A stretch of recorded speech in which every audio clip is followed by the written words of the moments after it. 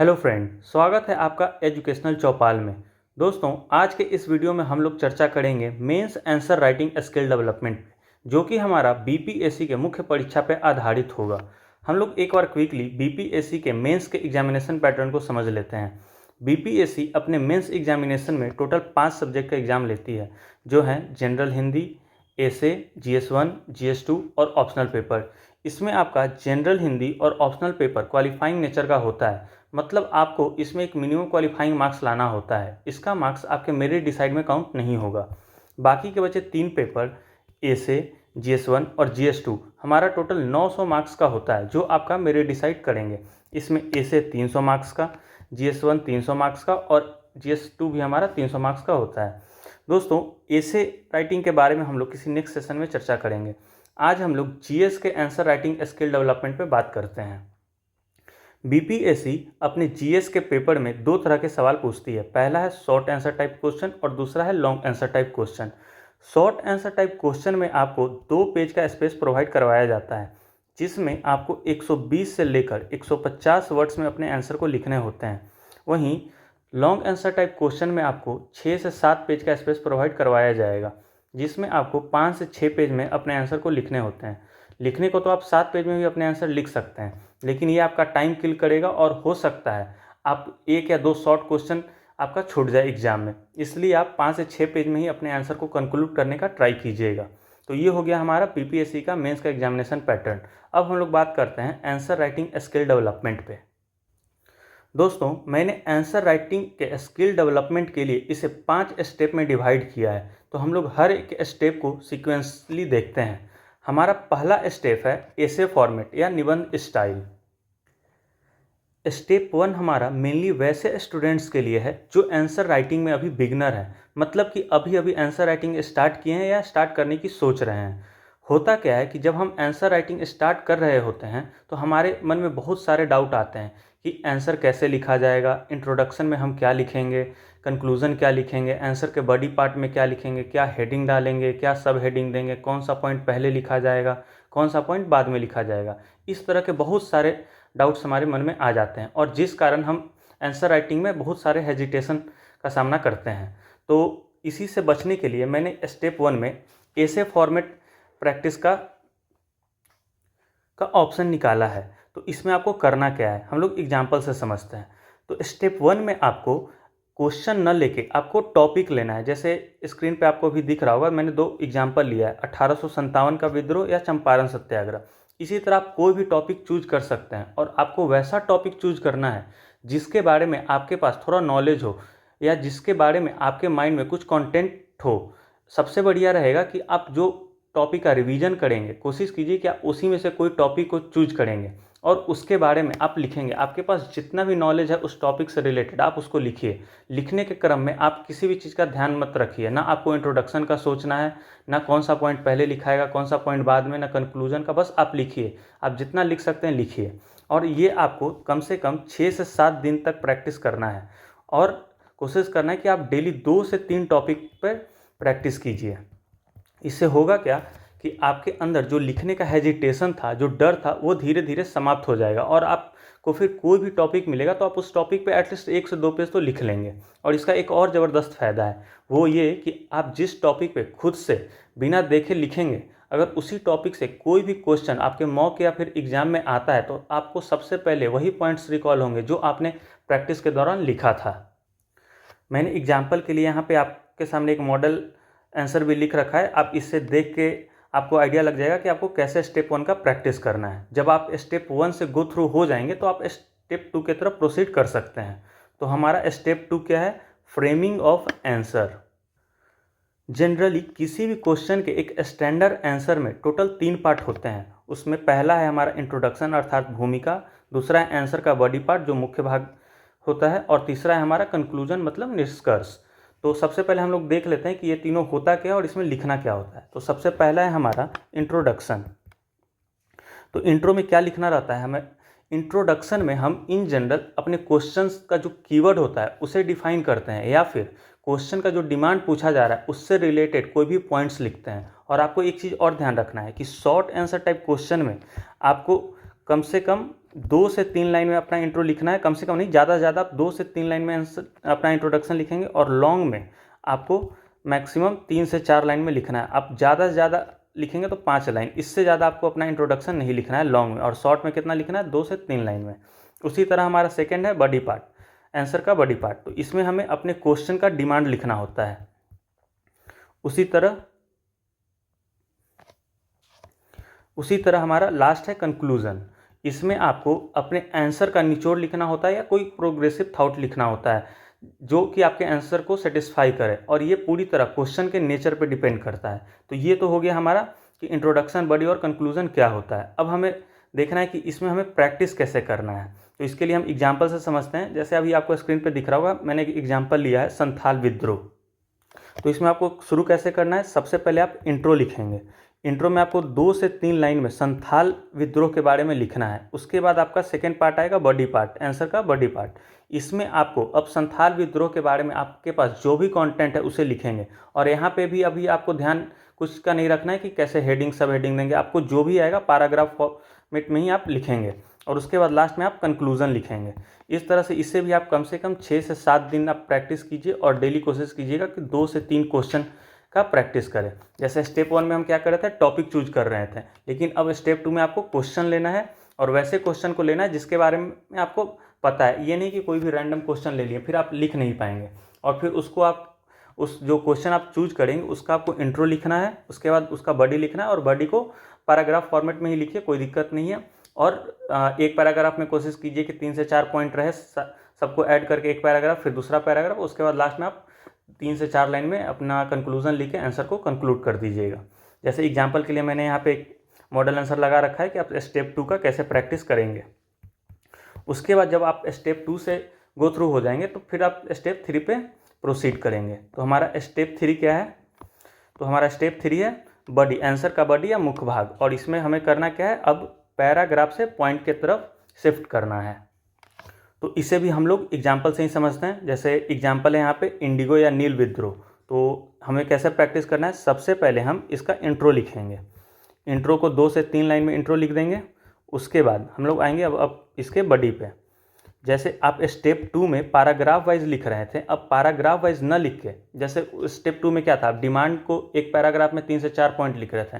अब उसी 3 से 4 पॉइंट को पैराग्राफ में ना लिखिए, आप पॉइंट वाइज लिखिए, और एक पॉइंट में कोशिश कीजिए कि 2 से 3 लाइन में एक पॉइंट निपटा दें। उसके बाद दूसरा पॉइंट लिखेंगे, फिर तीसरा, उस तरह से आप करके क्वेश्चन का डिमांड पूरा करेंगे, और लास्ट में फिर कंक्लूजन लिख के अपने आंसर को कंक्लूड करेंगे। जैसे एग्जांपल के लिए मैंने यहाँ पे लगा रखा है, जैसे यही है इंडिगो या नील विद्रोह।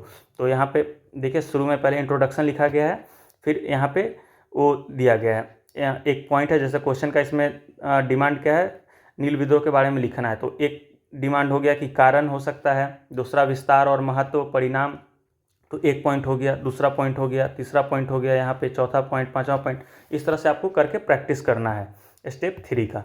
और इसे भी आप कोशिश कीजिएगा कि 6 से 7 दिन प्रैक्टिस कीजिएगा, और उसके बाद डेली 2 से 3 क्वेश्चन का यहाँ भी आपको प्रैक्टिस करना है। इससे आपके अंदर धीरे धीरे आंसर राइटिंग से रिलेटेड स्किल डेवलप होना शुरू हो जाएगा, और आपको अंदर से कॉन्फिडेंस भी आना शुरू हो जाएगा।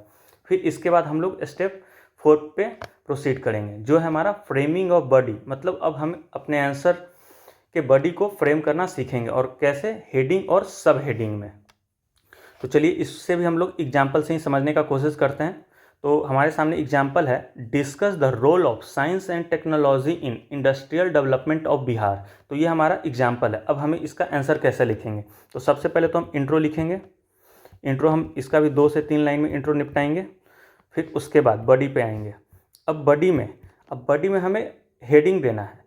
तो हेडिंग क्या होगा, क्वेश्चन का डिमांड क्या है, role of science and technology in industrial development of Bihar, ये हमारा डिमांड है। तो इसे हम हेडिंग देंगे। जैसे यहाँ पे मैंने दिया the role of science and technology in industrial development of Bihar, ये हमारा हेडिंग हो गया। और कोशिश कीजिएगा कि जो आपका हेडिंग रहेगा उसे बॉक्स में डाल दीजिएगा।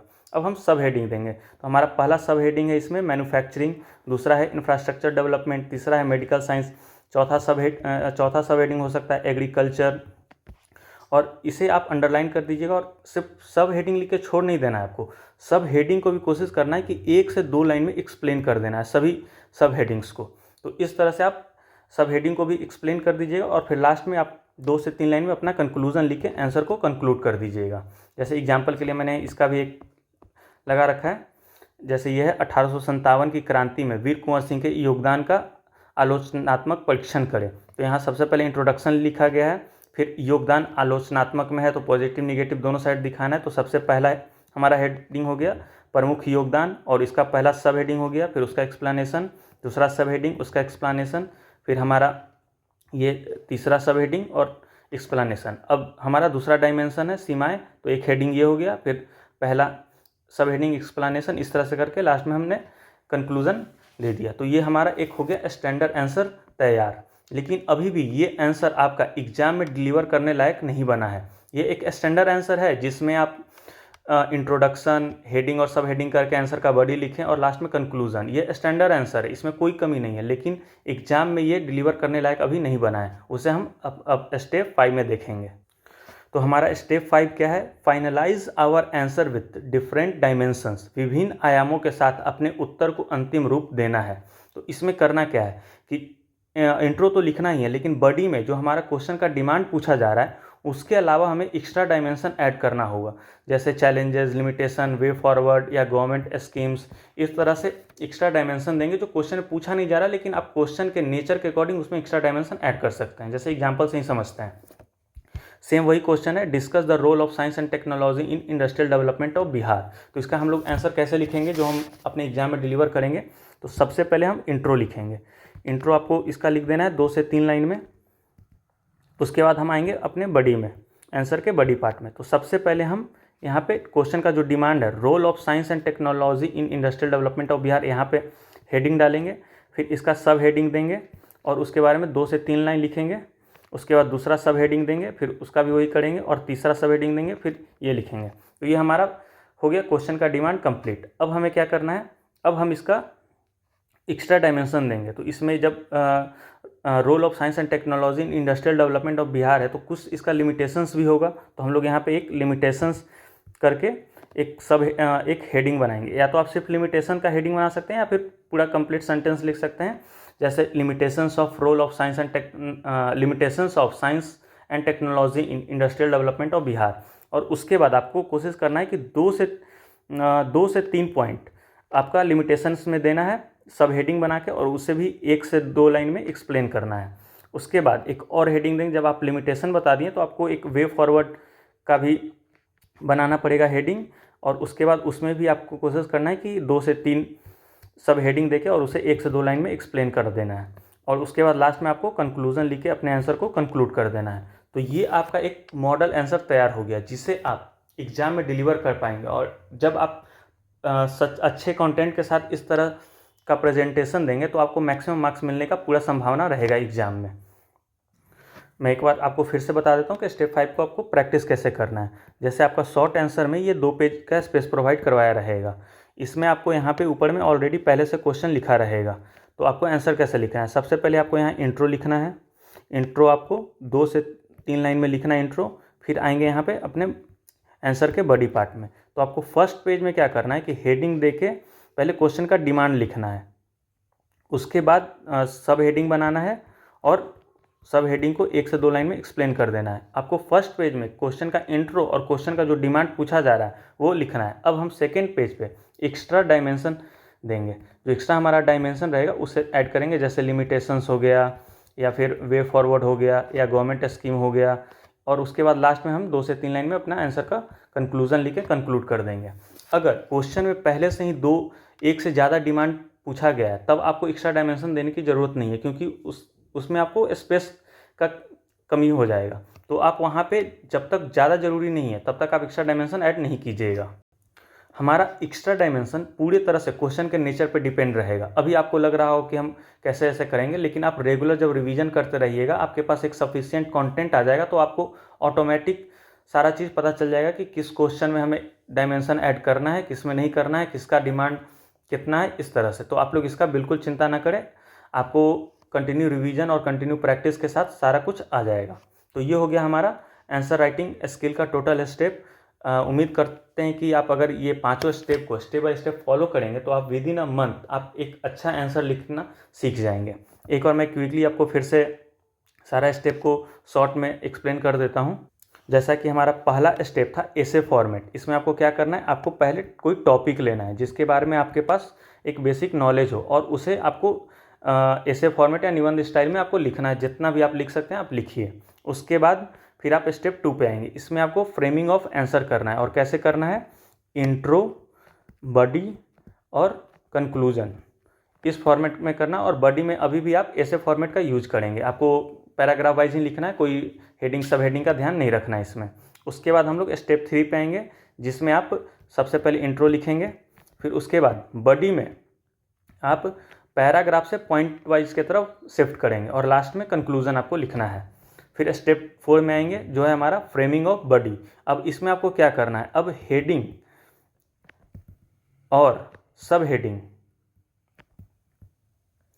हेडिंग के फॉर्मेट में आपके आंसर के बॉडी को अरेंज करना है। मतलब सबसे पहले इंट्रो लिखना है, उसके बाद बॉडी लिखना है, और बॉडी को कैसे लिखना है, हेडिंग और सब हेडिंग में, और फिर लास्ट में कंक्लूजन लिखना है। ये हो गया हमारा स्टेप 4।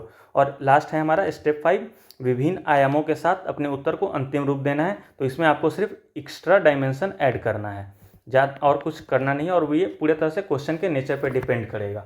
तो ये हमारा टोटल स्टेप हो गया। अगर आपको कोई भी आंसर राइटिंग से रिलेटेड डाउट है तो आप हमें कमेंट करके भी बता सकते हैं, या फिर हमारे टेलीग्राम से जुड़ के टेलीग्राम पे भी मैसेज कर सकते हैं। तो मिलते हैं किसी नेक्स्ट सेशन में, तब तक के लिए धन्यवाद। जय हिंद।